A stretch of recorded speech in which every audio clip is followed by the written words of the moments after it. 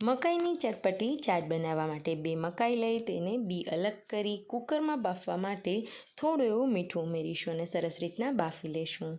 બફાઈ ગયા બાદ વઘાર તૈયાર કરીશું, જેમાં 2 ચમચી તેલ ગરમ થયું ત્યારબાદ રાઈ, જીરું, લીમડો, તમાલપત્ર, સૂકું મરચું, તજ, લવિંગ અને બાદિયાન ઉમેરેલા. ત્યારબાદ ટમેટાં, ડુંગળી, બટેટા, ગાજર ઉમેરી દઈશું અને આગળ બાફેલી મકાઈ પણ સાથે ઉમેરી દઈશું.